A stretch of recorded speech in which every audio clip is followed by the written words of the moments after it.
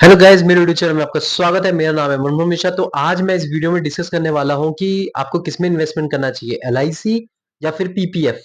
देखिए, ये बहुत ही इंपॉर्टेंट टॉपिक होगा। आपको कोई दूसरे वीडियो देखने की जरूरत नहीं है। आप अगर ये पूरी वीडियो पूरा देखिएगा तो आपको समझ आ जाएगा कि आपको किसमें इन्वेस्टमेंट करना चाहिए। तो चलिए शुरू करते हैं। शुरू करने से पहले मेरे चैनल को जरूर सब्सक्राइब कर दीजिए।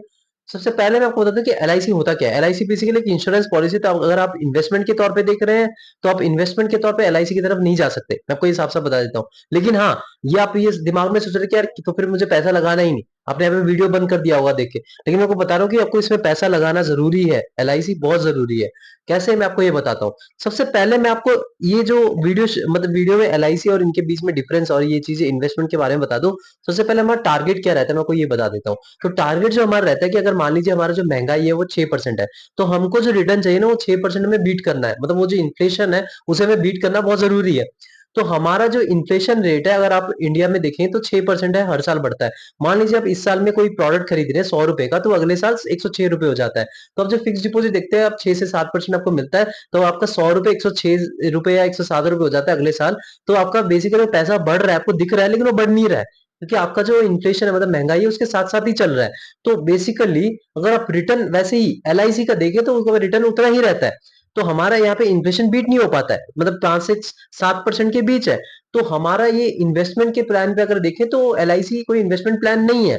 लेकिन अब ये आपका क्वेश्चन होगा यार फिर तो ये बेकार है। लेकिन ऐसा नहीं है, बिल्कुल भी बेकार नहीं है। अगर आप कुछ ऐसी पॉलिसीज चूज कर सकते हैं जो कि ये मैं आपको ये नहीं कह रहा कि बस सारा पैसा उसमें लगा दीजिए।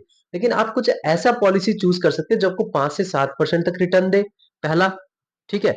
दूसरा, आपको लोन भी प्रोवाइड करवाए, मतलब आपको फ्यूचर में अगर लोन की जरूरत पड़े तो आप इसको दिखा के कम इंटरेस्ट में लोन ले सकते हैं।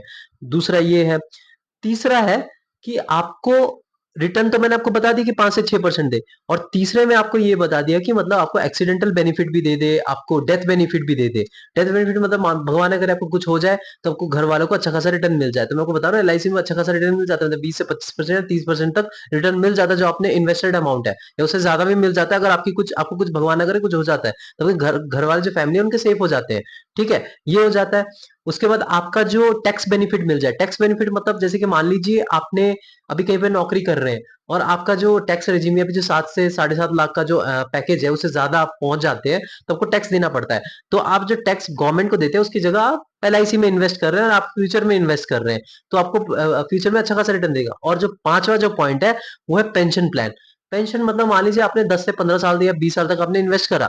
10 से 15 20 साल तक इन्वेस्ट करने के बाद आपको कुछ पैसे मिलने लग जाए, उसके इंटरेस्ट मिलने लग जाए एज एन इनकम की तरह। तो आप ऐसा प्लान चूज कर सकते हैं। और मैं आपको बता रहा हूँ 5 से 7% तक क्यों चूज करें, रीजन क्यों आप ले सकते हैं। रीजन मैं आपको बता रहा हूँ कि अभी जो इंडिया में जो आप देख रहे हैं कि जो बैंक में आपको इंटरेस्ट मिल रहे हैं 6 से 7% और आपको इन्फ्लेशन के बराबर बराबर मिल रहे हैं लॉन्ग रन में, क्योंकि आप एलआईसी अगर 20 साल तक करते तो लॉन्ग रन है। तो लॉन्ग रन अभी 15 20 साल में देखेंगे तो इंडिया में जो बैंक में इंटरेस्ट मिलेंगे वो 1 2% हो जाएंगे और सब इन्वेस्टमेंट की तरफ ही जाएंगे। जो म्यूचुअल फंड और स्टॉक हो गया उसमें जाएंगे, क्योंकि आप देख सकते हैं ये सब यूएसए में ऑलरेडी चल रहा है। इंडिया जो है अभी डेवलपिंग नेशन है। अभी आप यूएसए और जो यूरोपियन कंट्रीज है वो सारे डेवलप्ड नेशन है। तो इंडिया जो डेवलपिंग नेशन है फ्यूचर में जब डेवलप्ड नेशन हो जाएगा तो तब जाके आप देखेंगे कि यहाँ पे 1% इंटरेस्ट मिलेगा बैंक में आपको। तो तब आपको एलआईसी में जो प्लान ले रखा है तब आपको 6 से 7% तक इंटरेस्ट जिंदगी भर तक मिलता रहेगा। तो ये चीजें थोड़ा अच्छी खासी हो जाती है। ठीक है, ये चीजें है, लेकिन सारा पैसा आप नहीं लगा सकते। आप अपना पोर्टफोलियो के 10 से 20% या 25% इसमें इन्वेस्टमेंट कर सकते हैं। ठीक है। अब दूसरी चीज मैंने आपको बता दी कि पीएफ के बारे में। ठीक है। अब पीएफ में मैं आपको बताता हूँ कि इसमें जो आपको इंटरेस्ट मिलता है ना, पीपीपीएफ, इसको बेसिकली पीपीएफ भी बोलते हैं कि आपको मतलब पब्लिक प्रोविडेंट फंड।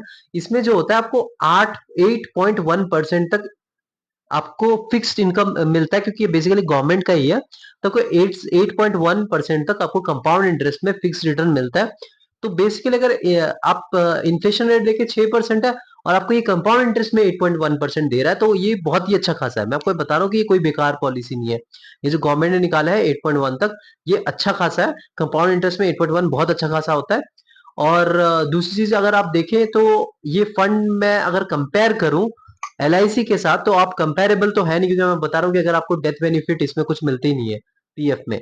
ठीक है, आपको उसमें मिलती है। तो कई चीजें आपको उसमें मिल जाती है, कई चीजें इसमें नहीं मिलती है।